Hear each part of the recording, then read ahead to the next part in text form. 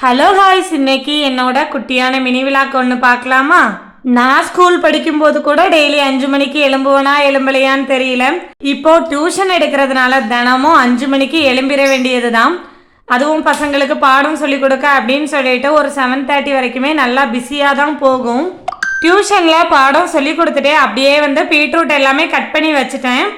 ரொம்ப நாள் கழித்து இன்றைக்கி சீனிக்கிழங்கு கிடச்சிது. ரொம்பவே ஹாப்பி. ஏன்னா இதில் நிறைய நார்ச்சத்து இருக்குது, அப்புறம் கொஞ்சோண்டு ப்ரோட்டீனும் இருக்குது. அது மட்டும் இல்லாமல் இதை சாப்பிட்டா அந்தளவுக்கு பசிக்கவும் செய்யாது. ஸோ என்னோடய ஃபேவரட் ஒன்று. இது ரொம்ப டேஸ்ட்டாகவும் இருக்கும். பசங்களுக்கும் கண்ட கண்ட ஸ்நாக்ஸ் கொடுத்து விடுறதுக்கு இந்த மாதிரி சத்தான ஸ்நாக்ஸ் கொடுத்து விடலாம் அப்படின்னு சொல்லிட்டு இதை அவிச்சு வச்சுட்டேன். வெளியே ஒவ்வொரு கொஸ்டின் சொல்லி கொடுத்துட்டு அந்த கேப்லேயே சோறு அடுப்பில் போட்டுட்டேன், முட்டை அவிய போட்டுட்டேன், அப்படியே கிழங்கும் அவிய போட்டுட்டேன். எல்லாமே ஈஸியான வேலை தான். அப்படியே தேங்காயும் அரைச்சி வச்சுட்டேன். 7:15 இல்லைனா 7:30க்கு டியூஷன் முடியும். அதுக்கு முன்னாடியே எனக்குள்ள ப்ரிப்பரேஷன் எல்லாமே ஓரளவு பண்ணி வச்சுட்டேன். என்னோட பசங்க ஈவினிங் வந்ததுமே அவங்க டிஃபன் பாக்ஸ் அவங்களே அழகாக கழுவி வச்சுருவாங்க. ஸோ நமக்கு அதில் டென்ஷன் இல்லை. நம்ம லைட்டாக அதை அலசி எடுத்து வச்சு அப்படியே சாப்பாடு வச்சுக்கலாம். கூட்டுக்கு ஒரே ஒரு மிளகா தான் எடுத்துக்கிட்டேன். இப்போ ரொம்ப காரம் கம்மி பண்ணி தான் சமைக்கிறோம். ஏன்னா எனக்கும் நல்லா கோவம் வரும், அவங்களுக்கும் கோவம் வரும், பசங்களும் அதே மாதிரி இருக்காங்க. ஸோ கொஞ்சம் சேஞ்ச் ஆகட்டும் அப்படின்னு சொல்லிட்டு காரம் கம்மி பண்ணி தான் சமைக்கிறேன். பசங்க 2 பேருமே அவங்களே கிளம்பிடுவாங்க, அதனால பிரச்சனை இல்லை. பாப்பாவுக்கு தலை மட்டும்தான் நம்ம இழைச்சி விடணும். பசங்களுக்கு லஞ்சுக்கு சாதம், கத்திரிக்காய் குழம்பு, பீட்ரூட் கூட்டு, அப்புறம் ஒரு எக் எல்லாம் வச்சுட்டேன். பசங்களை ஸ்கூலில் விட்டுட்டு வந்ததுமே எனக்கான பிரேக்ஃபாஸ்ட் எடுத்துக்கிட்டேன். எனக்கு எங்கள் அம்மா கொஞ்சம் ட்ராகன் ஃப்ரூட் தந்தாங்க, அதில் ஒன்று வெட்டி எடுத்துக்கிட்டேன். அப்படியே அந்த சீனிக்கிழங்கு, அப்புறம் ஒரு எக் இதெல்லாம் எடுத்துக்கிட்டேன். மற்ற நாள் இட்லி தோசை இதுதான் எடுப்பேன்.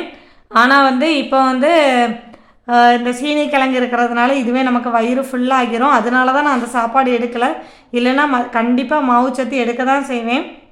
மாவுச்சத்து எடுத்துக்கிட்டே வெயிட் லாஸ் பண்ணிங்கன்னா மட்டும்தான் உங்களுக்கு திரும்ப ரீகெயின் ஆகாது. ஏன்னா நம்ம வெயிட் லாஸ் முடிச்சதுக்கப்புறமா கண்டிப்பாக மாவுச்சத்து எடுப்போம். பசங்களை விட்டுட்டு வந்ததுமே ஒவ்வொரு வேலையாக பார்க்க ஆரம்பித்தாச்சு. ஒரு சிஸ்டர் மார்னிங் ரொட்டீன் கேட்டிருந்தீங்க, உங்களுக்காக தான் இந்த வீடியோ. மார்னிங் ரொட்டீனுங்கும்போது நான் ஃபஸ்ட்டெல்லாம் முன்னாடி எக்ஸசைஸ் காலையிலே பண்ணிடுவேன். காலையில் பண்ணால் இன்னும் கொஞ்சம் ஈஸியாகவும் இருக்கும். ஏன்னா 5:30க்கு தான் பசங்க வருவாங்க.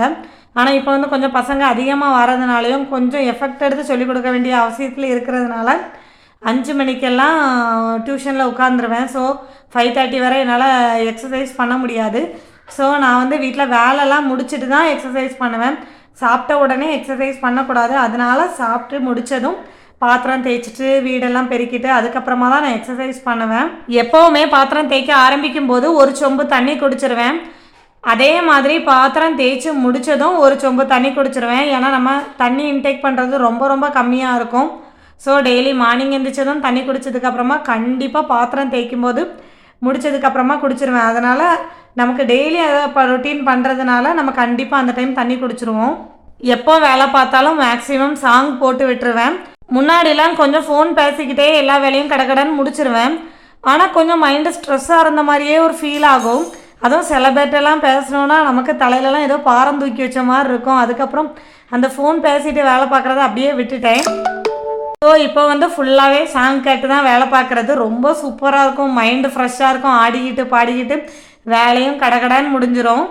நம்மளாம் படத்தில் தான் ஆடி பாடி என்ஜாய் பண்ணி வேலை பண்ணுறதெல்லாம் பார்ப்போம்.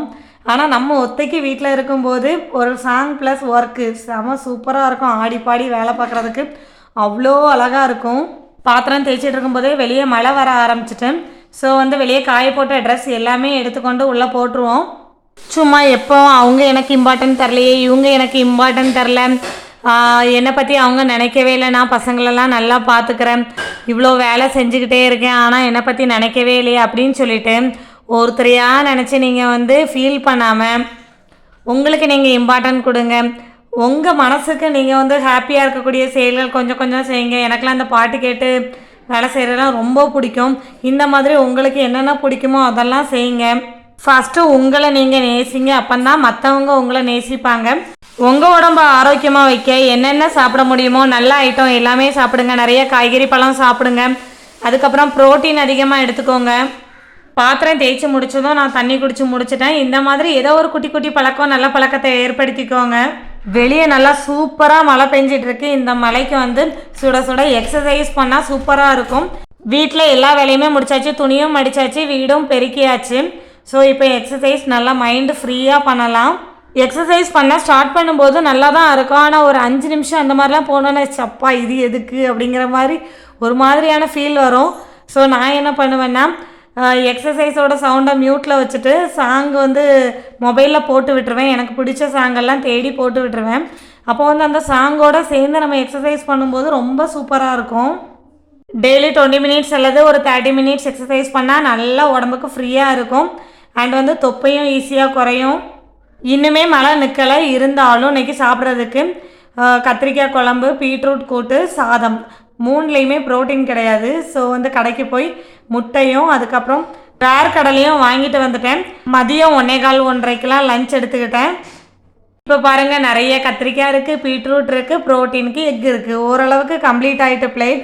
இருந்தாலும் ப்ரோட்டீன் இன்னும் அதிகமாக வச்சாலே நல்லா தான் இருக்கும். சாப்பிட்டு முடிச்சுட்டு அப்படியே மூவி பார்க்கலாம் அப்படின்னு சொல்லிட்டு பார்த்தேன். நெட்ஃப்ளிக்ஸில் இன்றைக்கி ஒரு மூவி எடுத்து வச்சுருந்தேன்.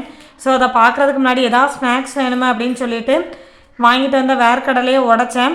இப்போ இந்த வேர்க்கடலையே ஃபுல்லாக நான் சாப்பிட்டேனாலும் சாப்பிட்ருவேன், அப்படியே படம் பார்த்துட்டே சாப்பிட்ருவேன்.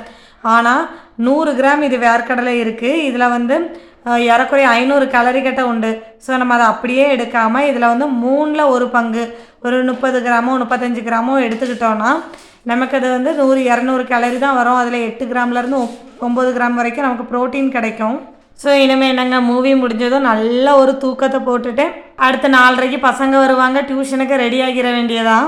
இதே மாதிரி டெய்லி ரொட்டீன் வீடியோ வேணும் அப்படின்னா கீழே கமெண்ட் பண்ணுங்கள். 10 கமெண்ட் வந்தனா அடுத்த வீடியோ கண்டிப்பாக போடுறேன்.